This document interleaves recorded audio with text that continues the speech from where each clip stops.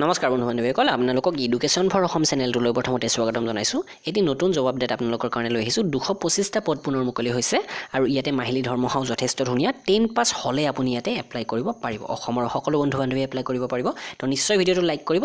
তো আহক আমি ডিটেইল নটিফিকেশ্যনটো ভালদৰে চাই লওঁ। ভেকেঞ্চিটো আহিছে নেহৰু যুৱা কেন্দ্ৰ সংগঠনৰ ফালৰ পৰা। তো ষ্টাৰ্টিং হৈছে 16 মাৰ্চ 2019 পৰা, লাষ্ট ডেট হৈছে 31 মাৰ্চ 2019।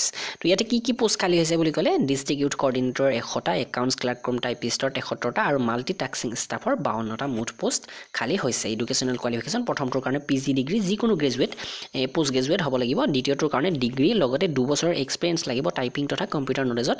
আৰু 3 নম্বৰটো হৈছে মেট্ৰিকুলেশ্যন অৰ ইকুইভেলেণ্ট। আপুনি মেট্ৰিক পাছ কৰিলে ইয়াতে এপ্লাই কৰিব পাৰিব। তো এইটো হৈছে অফিচিয়েল এডভাৰটাইজমেণ্ট নেহৰু যুৱা কেন্দ্ৰ সংগঠন। তো ইয়াতে মুঠ পোষ্ট আছে, এইদৰে লিখি দিয়া আছে গোটেইখিনি। তো এক্সাম প্ৰচেছ কেনেকুৱা হ'ব বা অন্যান্য কি ধৰণৰ কোৱালিফিকেশ্যন লাগিব গোটেইখিনি উল্লেখ আছে। অন্যান্য একো কোৱালিফিকেশ্যন নালাগে। ইয়াতে হয়তো উল্লেখ থাকে যে ডিজায়াৰেবল বুলি, কিন্তু সেইটো নহ'লেও আপোনালোকৰ কোনো প্ৰব্লেম নাই। দৰমহাৰ হাৰটো যথেষ্ট ধুনীয়া। আৰু চাওক ইয়াতে এক্সামৰ চিলেবাছ বা এক্সাম কেনেকুৱা হ'ব গোটেইখিনি উল্লেখ আছে। আপোনালোকে ডেছক্ৰিপশ্যনৰ পৰা ডিটেইল নটিফিকেশ্যনটো এইটো ডাউনলোড কৰি ল'ব। আৰু আমাৰ এক্সামিনেশ্যন চেণ্টাৰ বুলি কওঁতে অসমৰ গুৱাহাটীত এক্সামটো অনুষ্ঠিত হ'ব।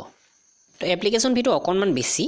আনৰিজাৰ্ভ তথা OBCৰ কাৰণে 700 টকা, আৰু আনৰিজাৰ্ভ বা OBC যদি মহিলা হয়, আপুনি ছোৱালী হয়, তেনেহ'লে 350 টকা দিলেই হ'ল। SC ST PWDৰ কোনো ধৰণৰ ফিজ নাই।